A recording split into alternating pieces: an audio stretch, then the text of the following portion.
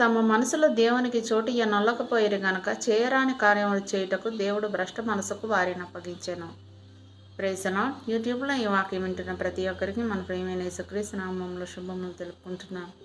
నా ప్రియ సహోదరి సహోదరులారా, ఈరోజు మనం ధ్యానించబోయే అంశము భ్రష్ట మనసు. ఈ అంశం కొద్దిసేపు ధ్యానించమని దేవుడు నన్ను ప్రేరేపించారు. అయితే వాక్యం మీ దాకా చేరిందంటే దేవుడు మీరు ఈ వాక్యం వినాలని కోరుకుంటున్నాడు కనుక ఎక్కడా స్కిప్ చేయకుండా పూర్తిగా వినండి.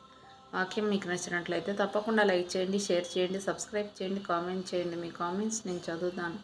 అందరం కలిసి దేవుని రాజ్య వ్యాప్తి కోసం కష్టపడదాం. సమస్త మహిమ దేవునికే కలుగునుగాక. ఆమేన్. ఇక వాక్యంలోకి వెళ్ళిపోదాం. అపోస్తలుడైన పౌలు రోమీయులకు రాసిన పత్రిక 1వ అధ్యాయం 28వ వచనం మనం గమనించినట్లయితే, వారు తమ మనసులో దేవునికి చోటు నొల్లకపోయిరి గనక చేయరాని కార్యములు చేయుటకు దేవుడు భ్రష్ట మనసుకు వారిని అప్పగించెను అంటూ లేఖనం సెలవిస్తుంది. భ్రష్ట మనసు అంటే కరడుగట్టిన మనసు అని అర్థం. అది అనేక పాపములకు నిలవై ఉంటుంది.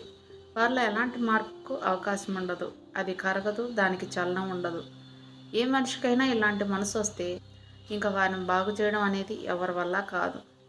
ఎవరికైనా రోగం వస్తే వెంటనే దానికి సంబంధించిన మందులు వాడితే తగ్గిపోతుంది. రోగాన్ని నిర్లక్ష్యం చేసి మందులు వాడకపోతే రోగం ముదిరిపోతుంది. ఒకవేళ ఆ రోగం మందులకు తగ్గే స్థాయి దాటిపోతే మాత్రం చనిపోతారు. రోగం ముదిరేదాకా మనకు ఆ నొప్పి తెలియదు. రోగం ముదిరి మందులు పనిచేయని స్థాయికి చేరుకుంటే మాత్రం మరణం తప్పదు. పాపం కూడా అంతే. పాపం చేసినప్పుడు శిక్ష వెంటనే రాకపోవడం వలన మనం హృదయపూర్వకంగా పాపం చేస్తాం. అలా పాపాలు చేసుకుంటూ పోయి ఏదో ఒకరోజు శిక్షకు గురవుతున్నాం. దుష్క్రియకు తగిన శిక్ష శీఘ్రముగా కలుగకపోవట చూచి మనుషులు భయము విడిచి హృదయపూర్వకంగా దుష్క్రియలు చేయుదురు అంటూ ప్రసంగి గ్రంథం 8వ అధ్యాయం 11వ వచనంలో రాయబడి ఉండటం చూస్తున్నాం. మనం చిన్నప్పటి నుండి వాక్యం వింటూనే ఉంటాం కానీ పాపం చేయడం మానడం లేదు. క్రమం తప్పకుండా చర్చికి వెళ్తూనే ఉంటాం కానీ దేవుని మార్గంలో నడవడం లేదు. మారడానికి దేవుడు మనకిస్తున్న సమయాన్ని దుర్వినియోగం చేస్తూ దేవుడు మనల్ని శిక్షించడం లేదు కదా అని పాపం చేయడం మన జన్మ హక్కులా పాపాలు చేస్తూ ఉంటాం. చిన్నతనం నుండి దేవుని వాక్యం వింటూ అన్యజనులకు మాదిరిగా ఉండాల్సిన క్రైస్తవులు అన్యజనుల కంటే ఘోరంగా ఉంటే దేవుని శిక్ష నుండి తప్పించుకోలేరు. వారి మీదకి హఠాత్తుగా నాశనం వస్తుంది. ఎన్నిసార్లు గద్దించినను లోబడని వాడు మరి తిరుగు లేకుండా హఠాత్తుగా నాశనమగును అంటూ సామెతల గ్రంథం 29వ అధ్యాయం 1వ వచనంలో రాయబడి ఉండటం చూస్తున్నాం. మన నాశనం కాకూడదని అనేక మార్గాల ద్వారా దేవుడు తన వాక్యమును తెలియజేసి మనల్ని మార్చడానికి ఎంత ప్రయత్నిస్తున్నా మనం మారటం లేదు. రోగం ముదిరినట్లే మన పాపాలు కూడా ముదిరిపోయి మందులు పనిచేయని రోగంలా మన పాపాలు దేవుని వాక్యానికి లొంగనంతగా మన మనసు కఠినమైపోతుంది.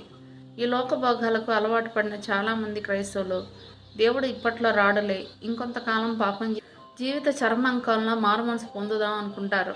కొందరు ఆలస్యమని ఎంచుకున్నట్లు ప్రభు తన వాగ్దానమును గూర్చి ఆలస్యం చేయువాడు కాడు గాని ఎవడనూ నశింపవలనని ఇచ్చయింపక అందరూ మారుమనసు పొందవలనని కోరుచు మీ ఎడల దీర్ఘశాంతము గలవాడై ఉన్నాడు అంటూ అపోస్తలుడైన పేతురు రాసిన 2వ పత్రిక 3వ అధ్యాయం 9వ వచనంలో మనం చూస్తున్నాం.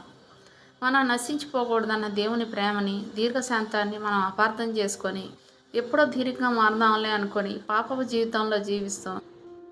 మారడానికి దేవుడు మనకిచ్చిన గడువు తీరి భ్రష్ట మనసుకు